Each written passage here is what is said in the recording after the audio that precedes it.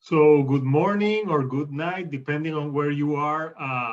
Today I'm joined by a new band from the land down under Australia. I'm talking with Cascade Effect, and I have two of the guitar players. I have Gus and Jake, and they sent me an email with their new single Ash, and they were like, "Oh, can you cover the single?" I'm like, "Fuck that! Let's do an interview." Yeah, like awesome. How are you guys? I was gonna say tonight because it's like 9 at night here, but I know it's the morning there in Australia. Oh, it's more like mid-afternoon, but yeah, it's been good. It's been good. Nice. So in Miami, mate. Miami, it's all good here. It's nighttime. It's Saturday, so I know it's Sunday over there. So since you're in the future, what happens on Sunday morning? Listen, man, there's really not much to get up for. Just sleeping. So you guys sent me you have the single Ash, and it's I heard it. It's very pummeling death metal. And I gotta ask you guys, like, what is in the water in Australia? Because there's so many great bands that come from Australia. Like, of course, I have AC/DC, but in every style you have the Silvershares, the Parkway Drives, Neobliviscaris, Psychroptic. Like, there's a lot of great music in Australia. So, what breeds so many great music down there? Well, I think in the water there's a lot of heavy metal, which is good for the riding, but bad for motor neuron disease, mate.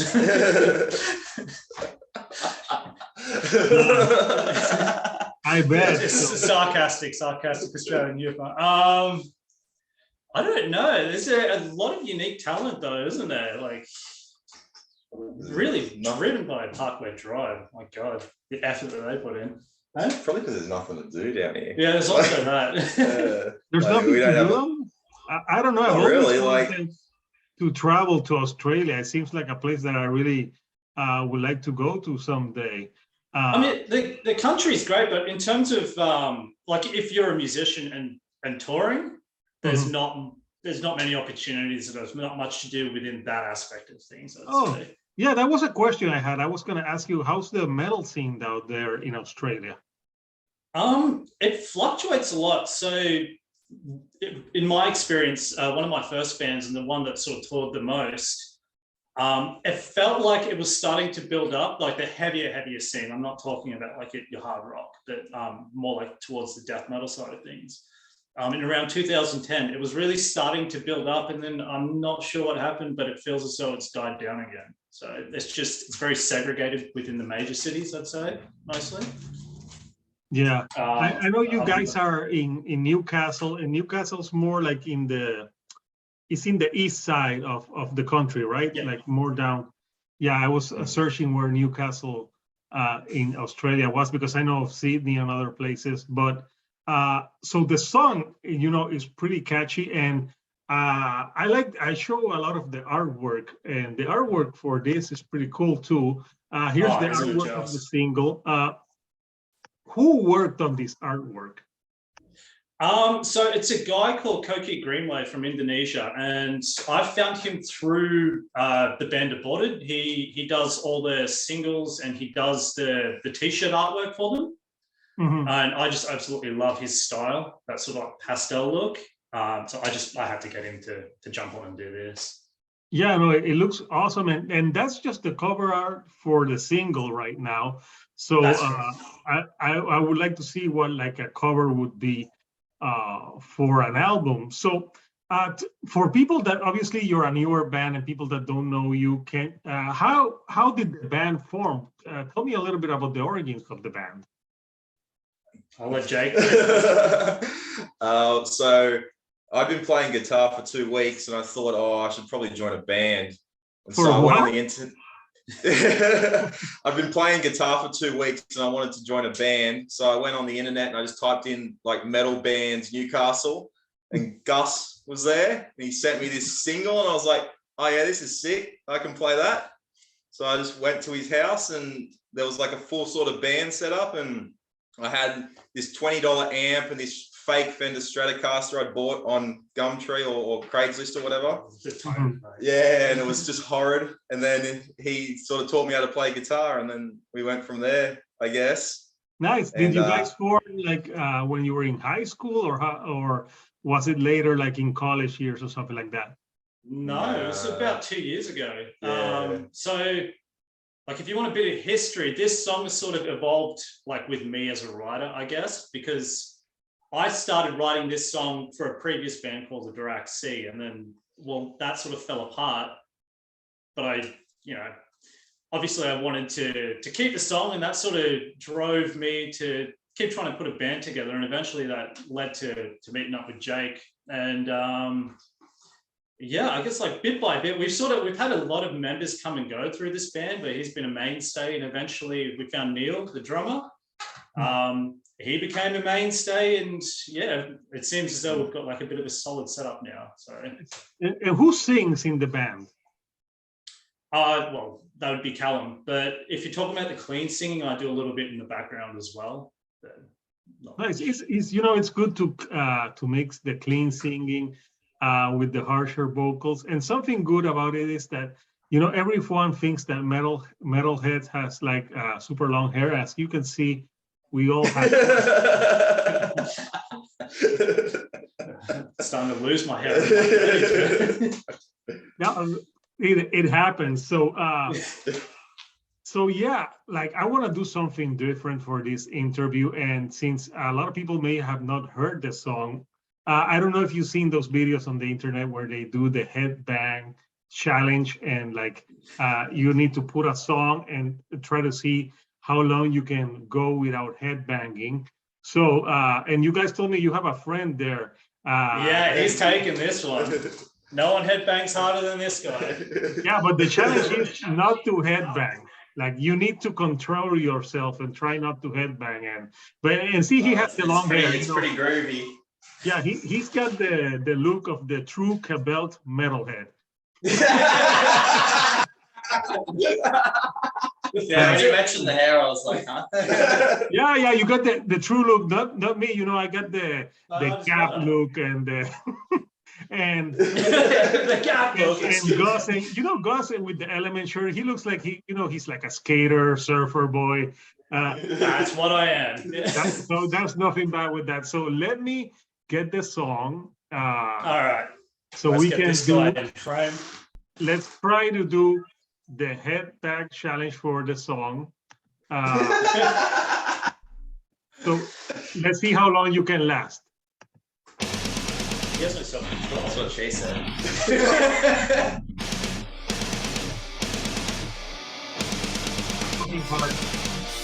You already lost, bro.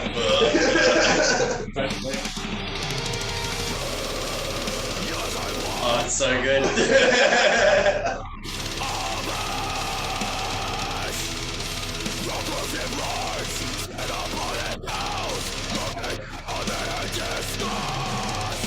Right here. Like in a staring contest. It's like a staring We should crop that. Ah! It's hard, especially with that breakdown comes in, like Die Artist Murder style. you can't help it. Yeah, so the song, let me stop the song right there.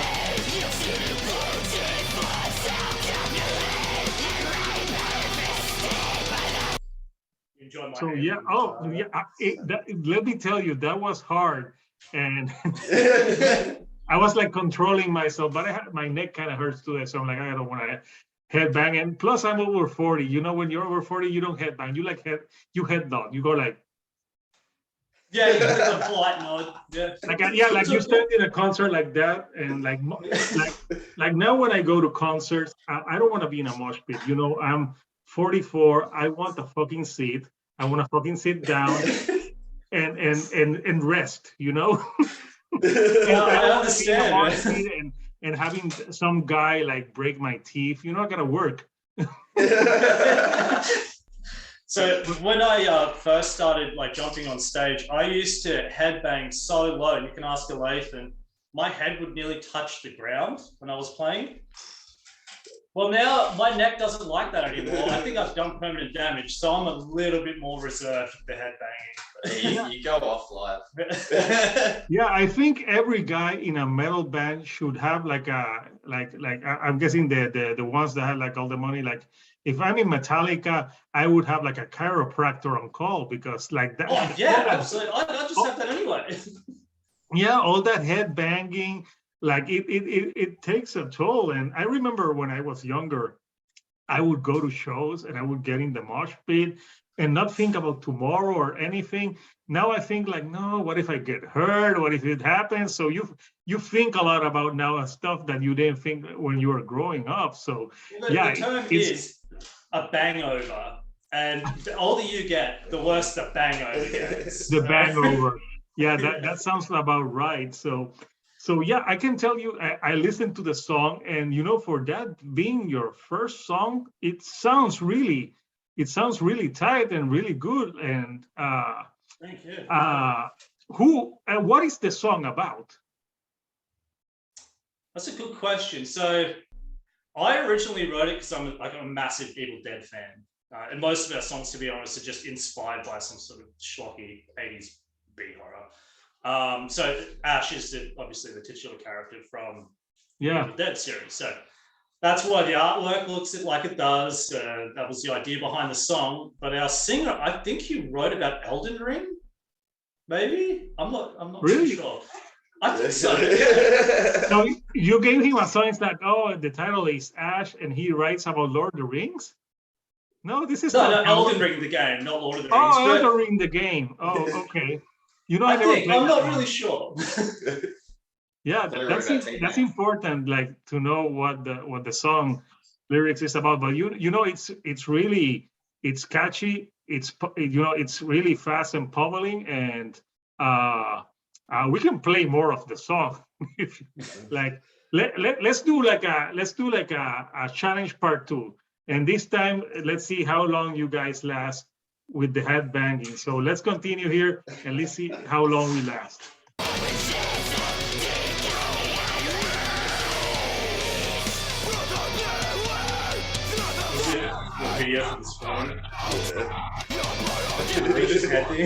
I'm listening to Angel.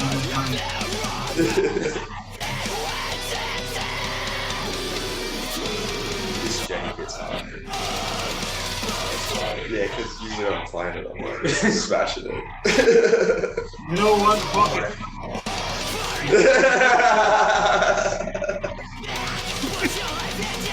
It's just too good. I know what I'm waiting for.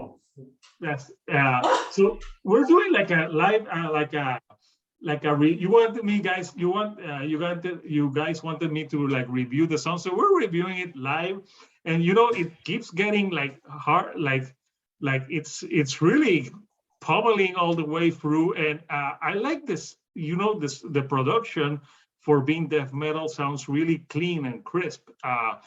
Where did you guys record this? And do you have any new songs right now in the works? Yeah, we recorded it mainly in Gus's room, I guess. The vocals were done at a place in Newcastle, like a studio, but the guitars we sat in Gus's room and just smashed them out. The drums were done kind of in pieces.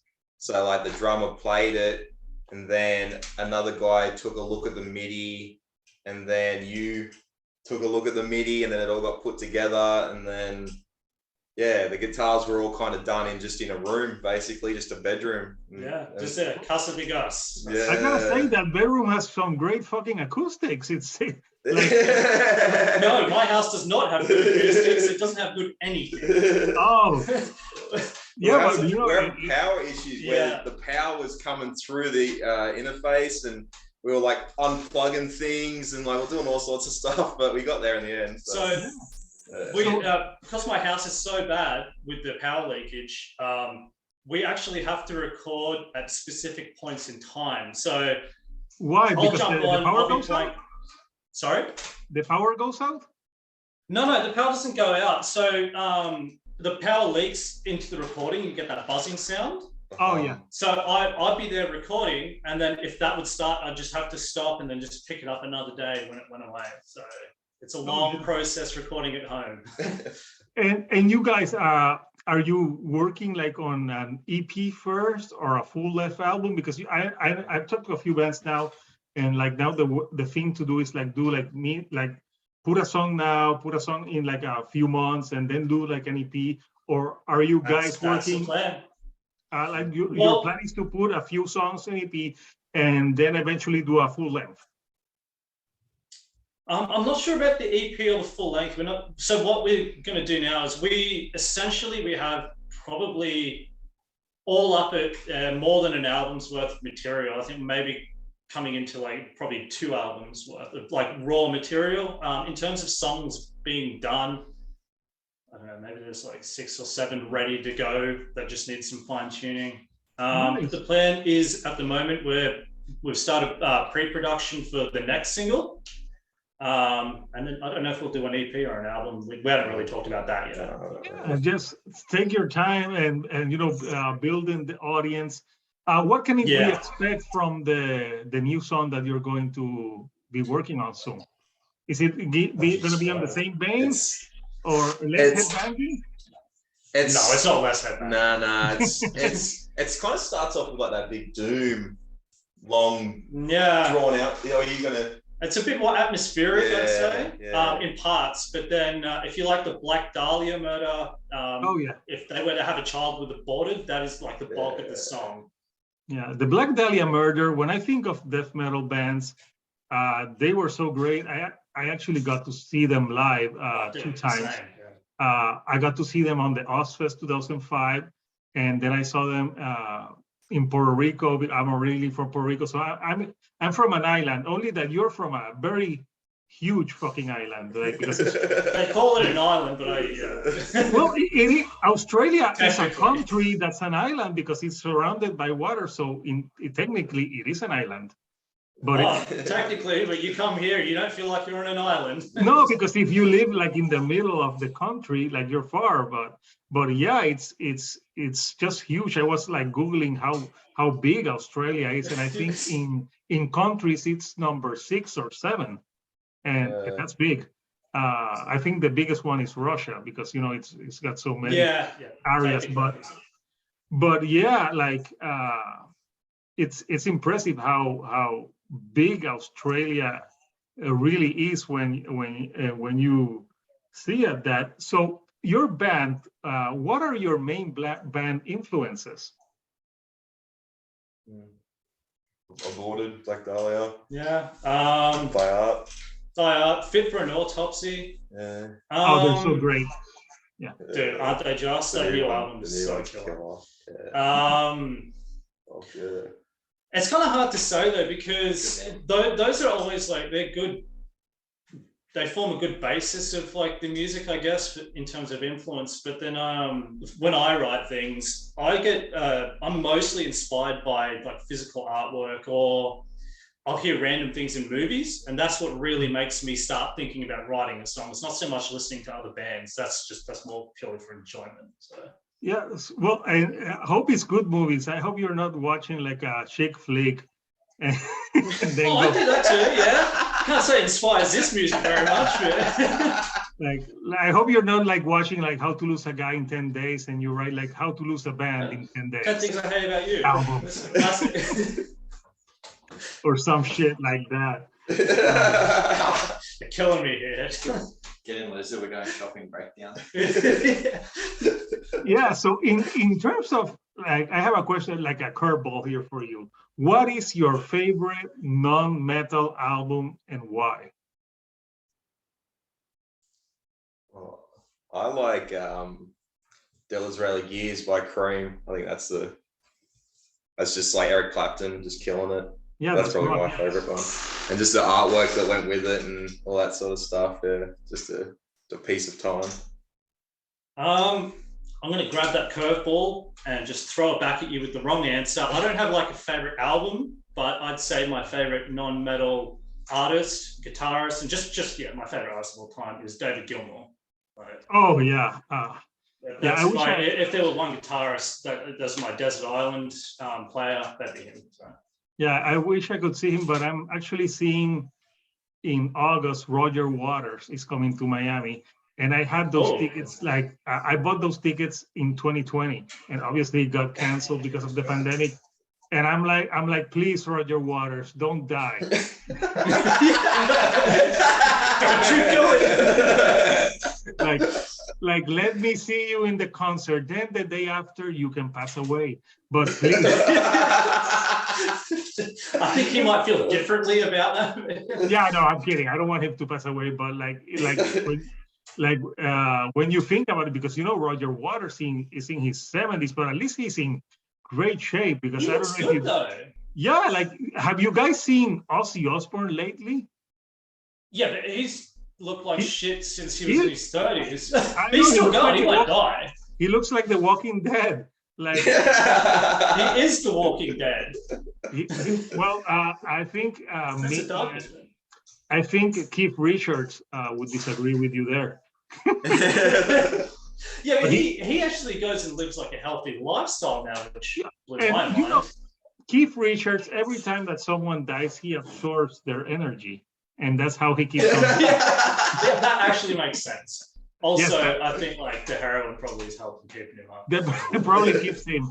So yeah, the Australian metal thing, and maybe we should keep hearing the song. Like, let's just go and this is like an interview and a review of the song at the same. And we're at the 1 minute 47, and there's like 2:34. So let's see. Let's do get your friend in there, and let's do like a third part. So far, I have 1 point. I have 1 point. Yeah. This is the deciding factor of who's going to win the headbanging challenge. Not to headbang challenge. So let me hit play again.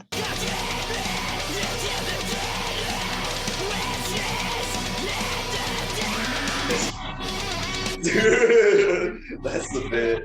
That's the part. Getting a breath.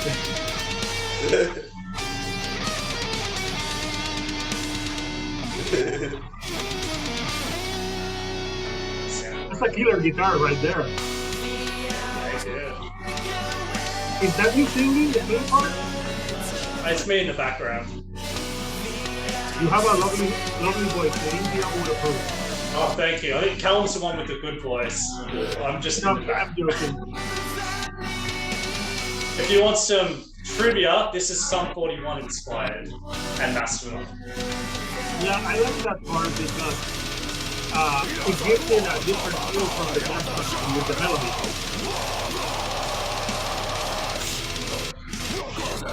Where are those oranges, buddy? Oranges? Invisible orbs of power.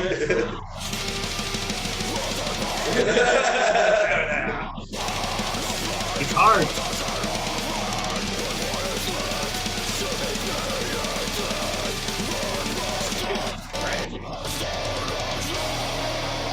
Like this, black metal.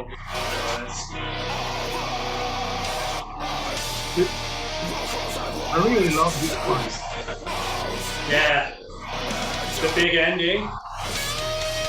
Oh, that guitar solo so sweet. Which one of you guys are playing that part? That's mine. This is very much David Gilmour inspired, with a little bit of Ryan Knight. Yeah, because you can listen to it takes its time. It's not like smooth thread. So I can see where you get the David Gilmour. It builds into more of like a Dahlia style solo, but it starts off as very much Pink Floyd. This is Ryan. Yeah, but at least this part's more mellow and you don't feel like headbanging. Oh, solos make me want to headbang.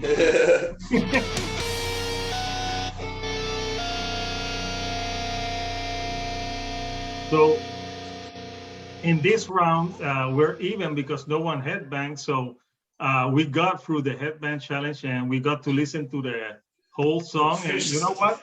great job on that song. You know, the song is, I like it that it has death metal, but it has that solo and the clean singing. Like you said, that it's very inspired by like David Gilmour, but your kind of your voice, it doesn't sound like Coheed and Cambria, but it has something like that. So I like how you mix those different elements, because it gives it like something different with the clean. So yeah, I dig the track, and I think this is the first time I put like a track, and I'm like, yeah, let's play the track and do like a interview, plus we'll discuss the track. So we heard the track, and we got. I lost the second round, and you guys lost the first round. So it's a tie. So Love it. When the audio the section kicks in, it just hits real hard. You gotta bang your head. The breakdown. Yeah, no, it's really like I think it's hard when it has like the blast beats, like to not like headbang or anything. But Ash, I know that it's now on all the streaming platforms. It's on Spotify. It's on what else? All the is it on Bandcamp? It's There's not so on many fire. that I've never even heard of before that we've got the song onto at the moment. So Yeah, there's so many. like Apple. There's I'm Apple looking now on Apple Music. I know there's Bandcamp. There's something called Deezer. I have Spotify. Yeah, that's it. I've never heard of these things before. There's so many stuff. Like to me, life was simpler when you had MySpace. I never had a MySpace. Life was simpler when you just got the CD with the artwork in it. Oh yeah, since I grew up in the 90s, I remember that the experience of going to a store, buying the album, and back in the 90s, the albums came like with a big package, and you got to open them, and Right? Yeah. How good is that?